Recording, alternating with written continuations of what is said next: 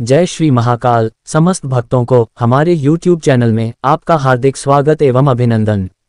भोलेनाथ नाथ की कृपा आप सभी भक्तों पर बनी रहे, ऐसी कामना करते हैं।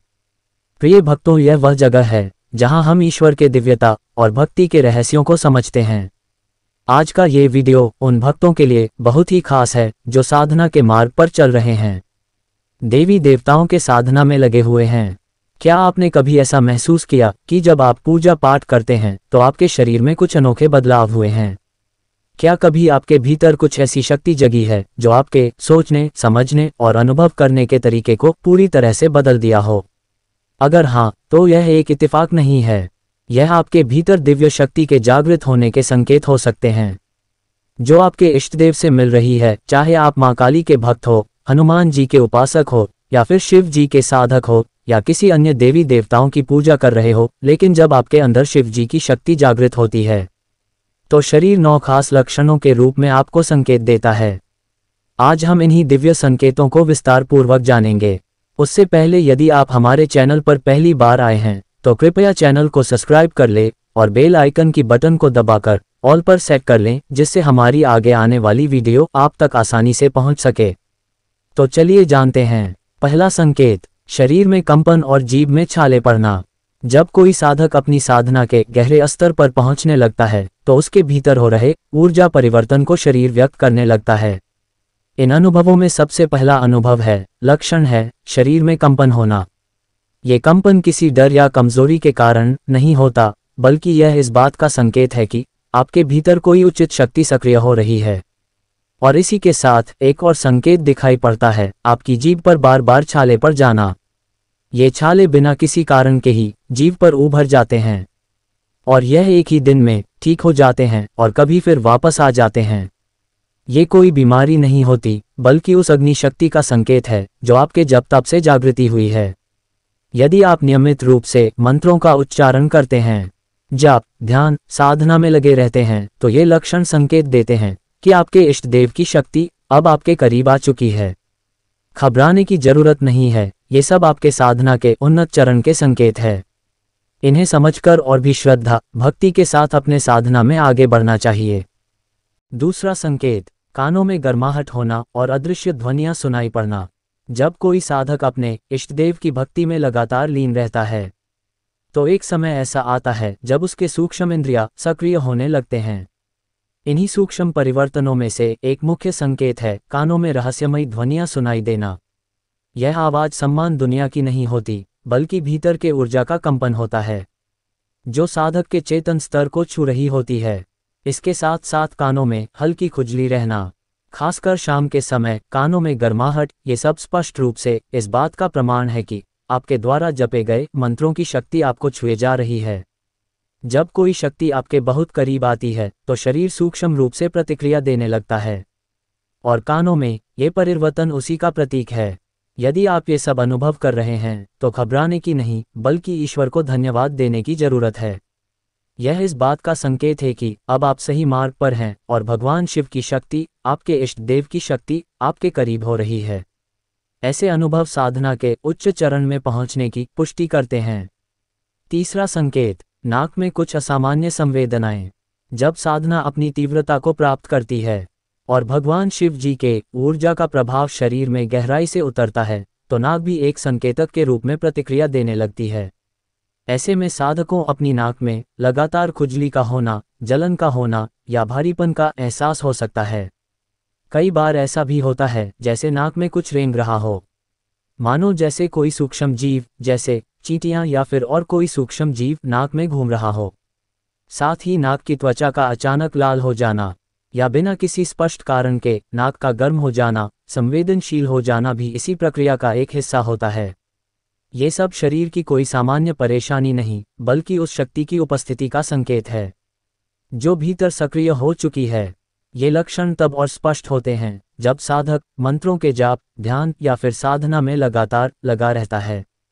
यदि आप भी ऐसा कुछ महसूस करें तो घबराने की जरूरत नहीं है, ये दिव्यता के प्रकट होने के संकेत हैं। ये दर्शाते हैं कि आप आध्यात्मिक मार्ग में एक विशेष मोड़ पर पहुंच चुके हैं। चौथा संकेत, आंखों में जलन, लालिमा और अचानक से फरकन का अनुभव। जब साधक की साधना गहराई पकड़ने लगती है और भीतर की ऊर्जा धीरे धीरे जागृत होने लगती है, तो शरीर के विभिन्न अंग इसकी प्रतिक्रिया देने लगते हैं। इन्हीं में से एक कारण है आंखों में बार बार बिना किसी बात के जलन महसूस होना या उनकी रंगत लाल दिखाई देना। ये लालिमा कभी तो बहुत हल्की होती है और कभी कभी बहुत तेज होती है।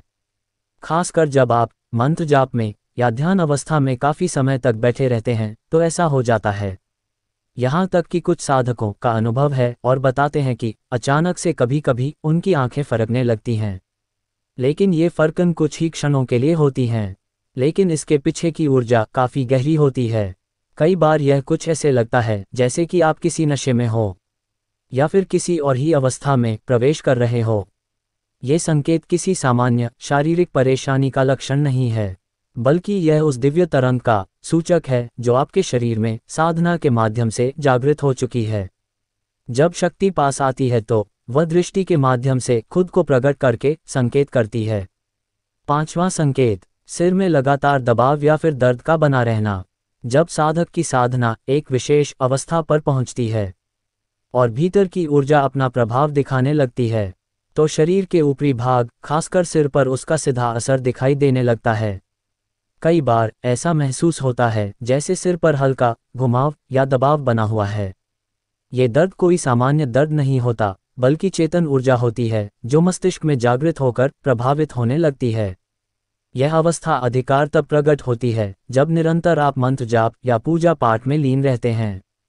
कभी कभी ये दर्द कुछ दिनों के लिए प्रतिदिन बना रह सकता है, तो कभी विशेष रूप से पूजा के समय महसूस होता है। कुछ साधकों को ये स्थिति असहज लग सकती है, लेकिन ये चिंता का नहीं बल्कि ईश्वरीय ऊर्जा का सक्रिय होने का शुभ संकेत हो सकता है। ये संकेत दर्शाता है कि आपकी साधना फल देने लगी है और जिन भी देवी देवता की आप आराधना कर रहे हैं उनकी ऊर्जा आपके शरीर में सक्रिय होने जा रही है। समय के साथ ही यह स्थिति सहज हो जाती है और साधक धीरे धीरे करके संतुलन बनाना सीख जाता है। छठवां संकेत, रीढ़ की हड्डी में दर्द और ऊर्जा के स्पर्धन का अनुभव। जब साधक की साधना गहराई में पहुंचने लगती है तो शरीर का मूल बिंदु यानी रीढ़ की हड्डी सबसे पहले अनुभव करती है। कई बार यह अनुभव करती है कि रीढ़ के निचले भाग में लगातार खिंचाव या दर्द बना रहता है। ये दर्द शारीरिक थकान या सामान्य कारणों से नहीं होता, बल्कि यह सूक्ष्म ऊर्जा का प्रभाव होता है जो अब जागृत अवस्था में है। साधक को कभी कभी ऐसा महसूस होता है कि जैसे कोई शक्ति नीचे से ऊपर को प्रवाहित हो रही है, जैसे किसी ने हल्का झटका दिया हो या फिर बिजली का कोई कंपन शरीर में दौड़ गया हो। ये संकेत इस बात की ओर इशारा करता है कि अब आपकी कुंडलिनी शक्ति सक्रिय हो रही है। जिस भी देवी देवता की आप पूजा पाठ जाप ध्यान और साधना करते हैं उसकी शक्ति मूलाधार को स्पर्श कर चुकी हैं और यह ऊपर की ओर बढ़ रही है। या क्रिया शुरुआती दौर में असहज लग सकती है, लेकिन यह आध्यात्मिक जागरण का एक पवित्र संकेत है। इससे घबराना नहीं चाहिए, बल्कि श्रद्धा और भक्ति के साथ अपनी साधना को जारी रखना चाहिए। सातवां संकेत, पीठ के निचले हिस्से पर दबाव और ऊर्जा का ऊपर उठना।